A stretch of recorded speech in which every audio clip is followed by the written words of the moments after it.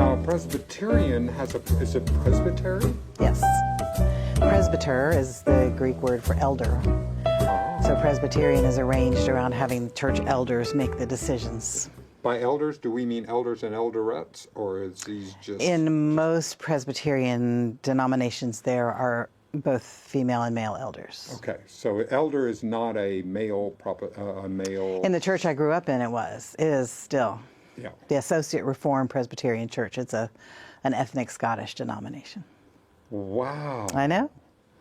Now we're talking. That's a wee drama interestingness. Hey, that helps me know that.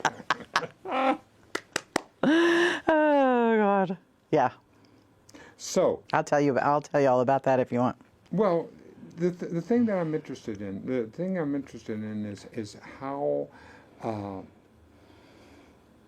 when you're up in the is it a pulpit? In the pulpit. Mm-hmm. What are you talking about? What's on the minds of people here in the 21st century at the First UU, and what are you talking about? I talk about the things that are interesting to me, questions that I have. I try to find a pulpit text, which I take from a song, or I can take it from any scripture that I want to, Hindu scriptures, Jewish scriptures. I'm a visitor. We just call the scriptures of the world's religions one of our sources that we draw wisdom from. And so I can talk about depression, or I can talk about elation, or when I did a series on different fairy tales and just talked about what would it be like for us to be Goldilocks and the three bears, and who are the bears and who's Goldilocks, and what's the house all about. And actually I ended up talking about the fruit company in Guatemala during that sermon. So they often get political. But I worked for 15 years as a therapist, and so a lot of my sermons I think they feel like group therapy sometimes. Yes. Why would it not be? Right. I mean, and if I can tell, yeah. So, I spent so many years just sitting in my chair going, Well, meanwhile, I had all these things that I wanted to say, like, honey, do not marry that man. Are you kidding me? But you can't say that. Yeah. So, in fact, I did say that one time, which is when I knew I was burned out, and I needed a different job. But, so you have all these thoughts that you've had, and you've watched hundreds of people go through hundreds of things in their lives, and so I've got a lot to say. And how did you make that transition? How did you make the transition to say, okay, I'm going to give this a shot? Well, I was ordained Presbyterian, and then the range of biblical things that I could preach about, because the Bible has to be the pulpit text for a Presbyterian sermon. Right. Got narrower and narrower and narrower till it's pretty much down to God is love, and anything that contradicts that is a lie. And if it makes you try to hate other people, then it's a damn lie. Yeah.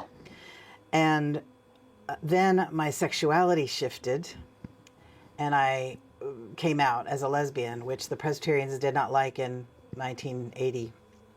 Oh, well, that's good. Oh, wonderful. And I found out about the Unitarian Universalists, which I hadn't even known about because they're so reserved and shy. They asked me to come preach in this small southern town, and they said, now do a little research on us because we don't want a Presbyterian sermon. We're not necessarily a Christian denomination. I thought, okay. So I went, I read in the back of the hymnal. There was Rabindranath Tagore and Doris Lessing and Adrienne Rich in the back of the hymnal. And I thought, where have these people been my whole life? I would have been one of y'all if I had known about y'all early, but I didn't. Because I was at Princeton Seminary, and they didn't let Unitarian students in until 1981, which is when I graduated. That is amazing. What an incredible change that we have seen in the evolution. Yeah. In when you talk about when I was growing up, and then after when you were growing up, and we were looking at the consciousness of what we believed, and to now gay marriage is not only legal, but it's part of our. I mean, it's an extraordinary. It's legal, but the Methodist ministers still can't do it legally. They Why can't do is it. that? They'll get This defrocked. is recently They get at the the- epaulets ripped off, like F Troop.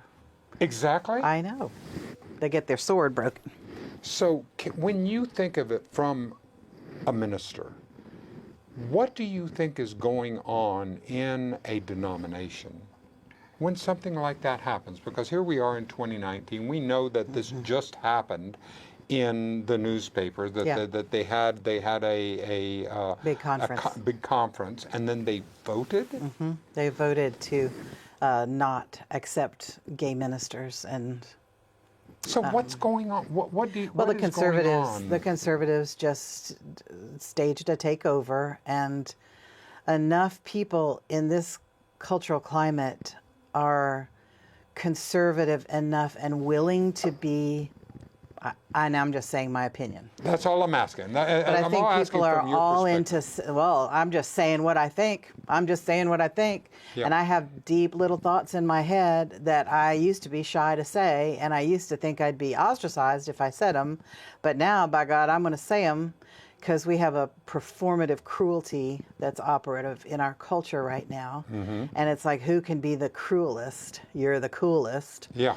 And I think the conservatives just got righteous and mouthy and said, if we're going to please God, the way they picture God, which is not a way I would picture God, then we have to go according to the Bible. And what they've been taught is that the Bible is against homosexuality, which is not completely true. It's way more complicated than that. Yep. And the Bible is also against wearing clothes of mixed threads, like poly cotton blend, and eating shellfish. That's called an abomination 6 times, whereas homosexuality or lying with a man is called an abomination 1 time.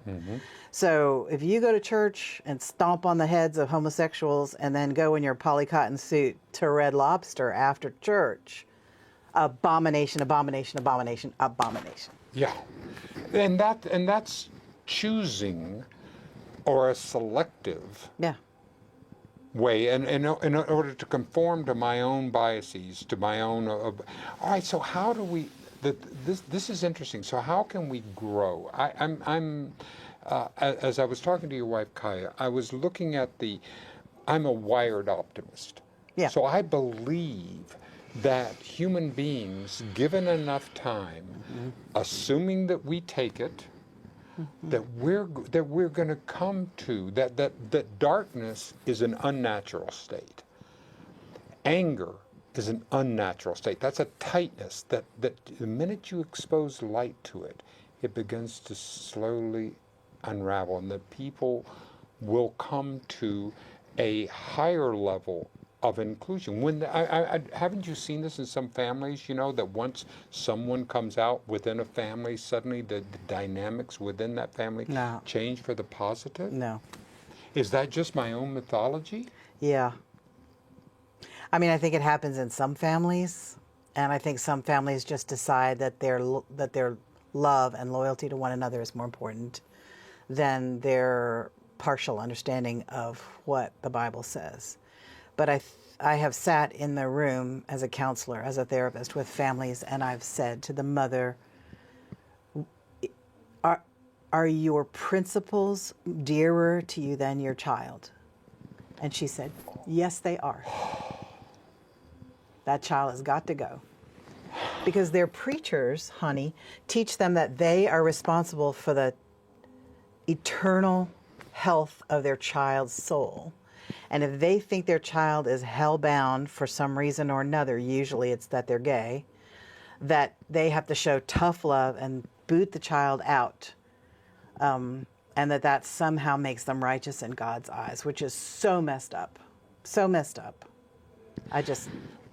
Well, you know, Meg, I have never seen a time when, for me, when I have had some kind of an emotional upset at some situation, that it really wasn't about something going on inside of Dennis. Yeah.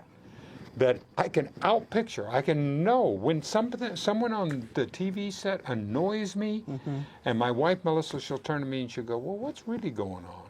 Yeah. What's going on with you?" Because every single time, damn it, I can't be a victim anymore.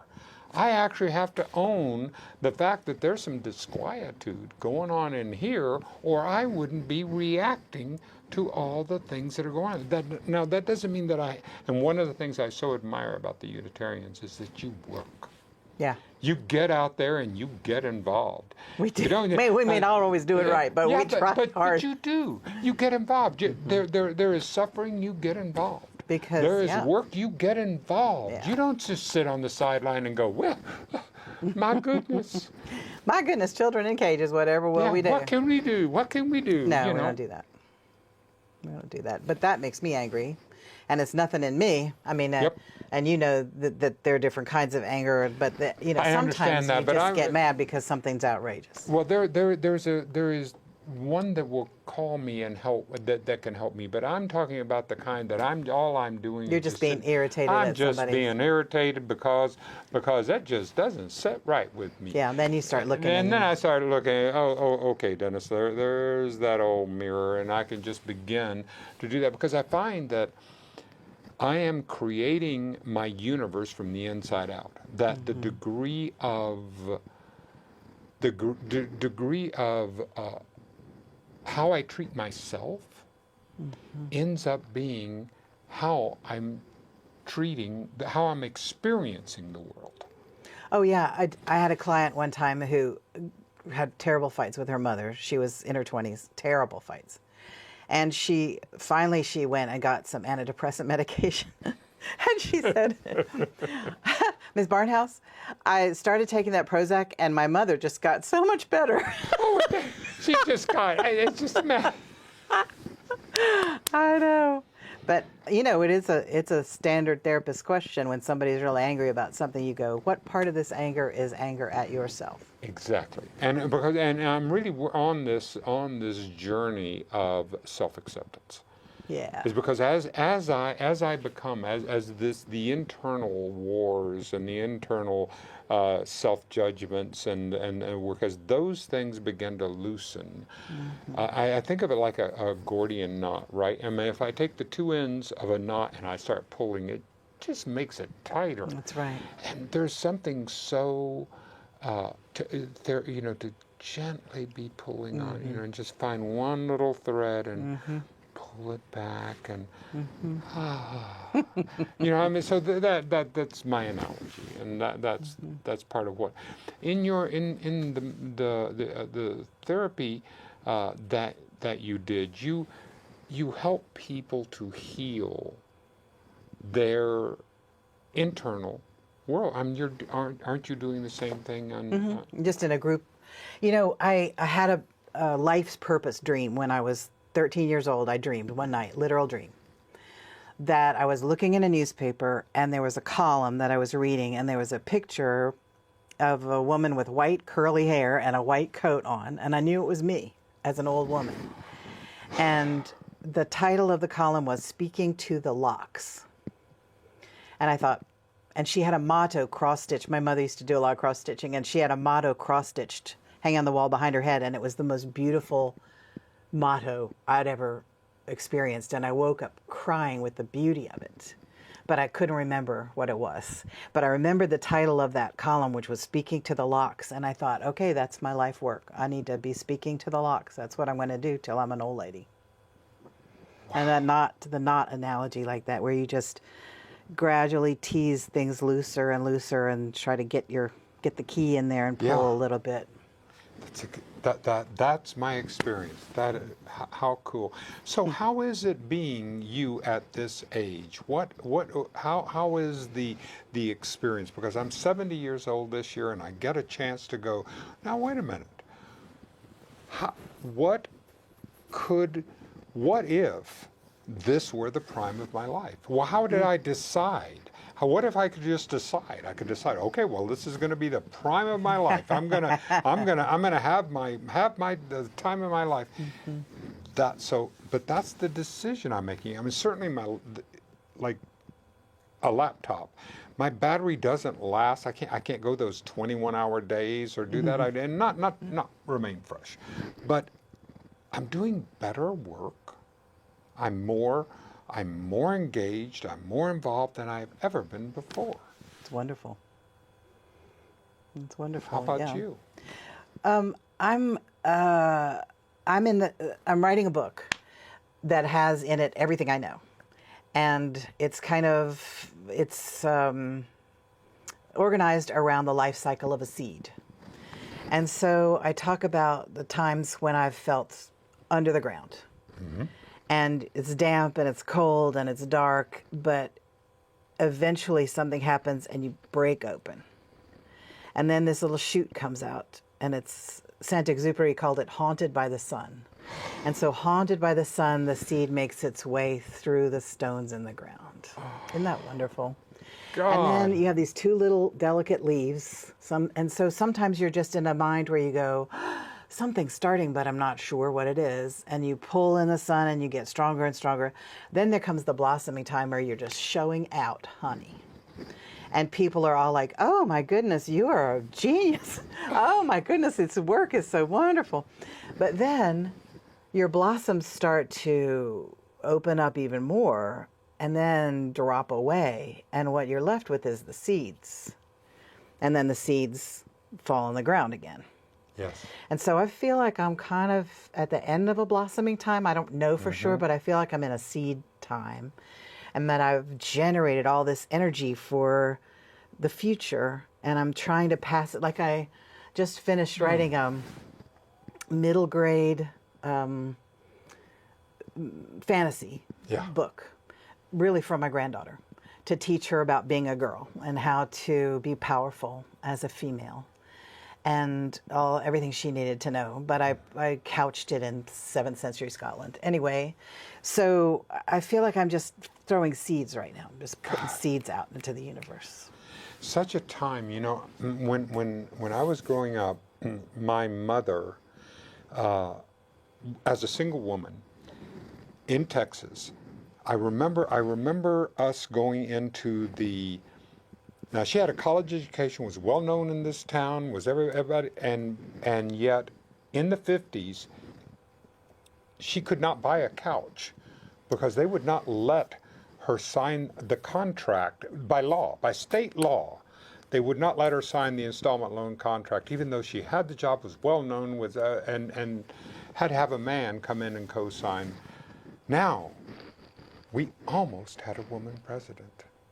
We have 4 women, 5 that are legitimately running right now for president.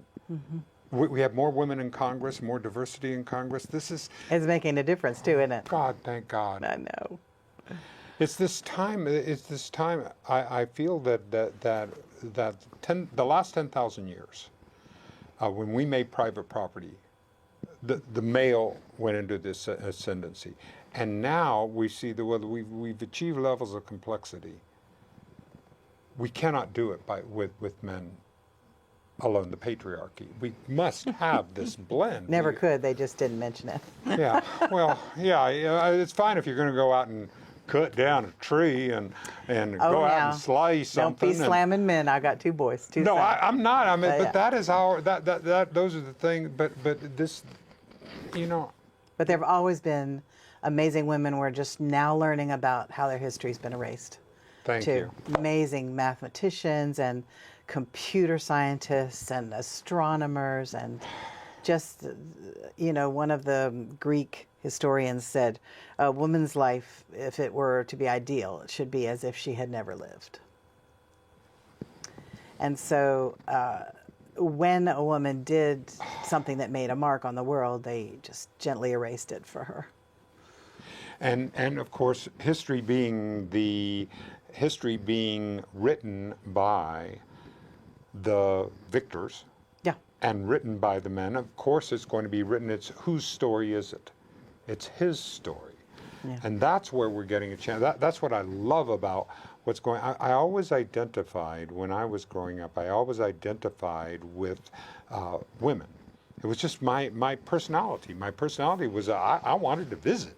I wanted to go talk. have a little talk. And have a little fun and have a little, but besides they were girls too. And that was nice because I could go be around the girls. And that was I mean, I don't take any credit for my gender preference.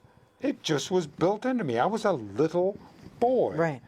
Who liked little girls. It was just as a little boy. I mean, as a 6-year-old. Yeah. We you didn't played have to come marriage. out as straight. I mean, it was just the way it was. Yeah. But yet still I identified with the female. So I was this weird sense of I was thinking of, is it possible that our physical has a gender and our personalities also have? I just think the whole thing is a continuum and a social Exactly. construct. I mean, I wish we could, just being any kind of a gender is sort of a pain. And you have your sexual preference, which also can be on a continuum. And you have your chromosomes, of course, but they don't determine everything. And then you have your gender presentation, and some people like to present in different ways. I mean, I just think we should relax and let people be people instead of going, now, are you a man or a woman? And what is your background? Are you Caribbean or are you French? Where are you from? Where are you really from? That's just so crazy. It would drive my wife crazy because she's from Pennsylvania. And down in Texas, she'd go, well, where are you from? Where are you from? I mean, it was like, she was like, I live here. Yeah, like I live in Texas. I know. I remember meeting this, in North Carolina. I was up in the mountains and I was meeting this woman who was Presbyterian. So we knew we were in this Scottish denomination called Associate Reformed Presbyterian. So we knew we were cousins in some way. And she said, now where are you from? And I said, I told them the name of the town. And she said, now who are your people? Yes. And I said, well, I come from the Presleys and I come from the Hamiltons. She was like, I know you. She was like, I know you. I do. I knew your granddaddy. That's right. Right, because you're not really an individual in the Old South. You're family. You're just a sprout from your family tree. Anyway. God, that's fun. Yeah. And that's what we're getting a chance to do. And we're getting a chance to break through that and really to break into this. Because I'm thinking of that if each one of us is unique, then we're all identically. We all have that our own. And so that's what I'm here to do, is to express that uniqueness. Do you know that letter that is written between two dancers? One is, what was her name? Anyway, you can look it up. But she wrote to her friend, Agnes DeMille. Yes. Was written to a letter by this other dancer who was wonderful. I can't remember her name. And she said, you are the only you that has ever existed. And what needs to come through you can't come through anybody else. And if you don't keep the channel open, the world will never have what it is that you are not supposed to, but that you are invited to give to the world. There's only one of you. Meg. Keep the channel open. That resonates so much for me, because the instant I get into the comparative,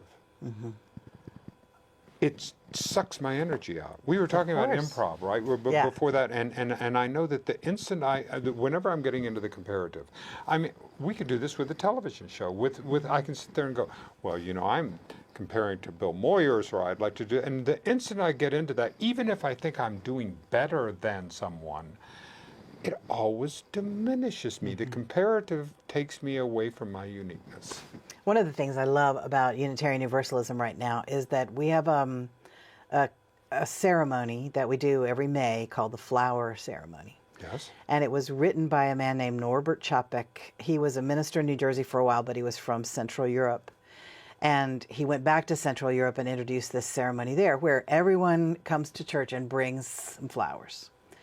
And then you put them on the altar, and it's this huge, wonderful display of yard flowers and store flowers and all kinds of beautiful flowers. And then everyone at the end of the service takes one home. And the whole message is that you are unique, and yet you are here in a field with other flowers. And here is the kind of flower you might feel like today. and all the flowers are beautiful. And he got, because he was teaching things like this, he was thrown into a Nazi death camp. And we remember him every May, Norbert Chapek, and we do the flower, some people call it flower communion, flower ceremony. But it's to teach this, the absolute uniqueness of a person, and also the absolute groupness of a field of different flowers. There's never just one flower by itself that's not as beautiful as whole heaps of flowers all together. I was talking about this on another reasonably spontaneous conversation on what a monoculture does to a field. Yes. It's very vulnerable. And if you have a lot of diversity in your seeds and in your field. And little animals and your insects and your own. Then one little fungus comes along and it might kill 3 of you, but it won't kill the whole field. Exactly. So I mean, we can look at it. This is the whole thing. Because when I talk with some of my friends who identify as conservative, and I go, "What's that first part of that word?" Yeah. What do they say? What does that mean? What does that mean to be? Because I mean, I know Teddy Roosevelt, or I know some of the wonderful people that conservationists that have been conservationists. Doesn't that come from the same root? Isn't the word from the same piece? That's what's something that I want to see, the ways that we can together have these conversations. That's part of what I'm doing here. Do you know they have human libraries now where you check out a person? You check out like what you're doing right here. You check out a person and you have a conversation, and then you just return them to the library. I want to get in that card catalog. I want to, Dennis Tardan, be in there. I People want to just check out Dennis, and I just hear, my hearing aid, the little bounces, and I go, oh, I've just been checked out. I've been checked out. I'm going to go meet somebody for tea. So that's what we're going to do. Thank you so much for the opportunity to spend time with you, Meg, because the kinds of healings that you're doing, what you're offering to all of us, is astounding, and I can't wait to read your book. Thank you. I can't wait to get a chance to be able to see in this cycle, because so many people. I mean, at my age now, I open up the obituaries, right, and I go, wow, there are a significant number of people that were younger than I was that sat there, that woke up one morning. Gives you pause, doesn't it? It does all the time. So I sit there, okay, well, what I may only have today. Well, what if I lived like that? I can't do that because I'd be exhausted. Sometimes I just say, I can't live as if today were my last day, because I would just be exhausted. Sometimes I have to live as if I've got a nice long life ahead and I'm just going to take a nap. Oh yeah, hell yeah! Because but if I take but that a nap is not a bad way to spend the last day. It is a great way. I see what that you're is doing. it's not the what, it's the how. Yeah. Oh, man. Should end on that. That's wise. That's some wisdom right there. We Sometimes.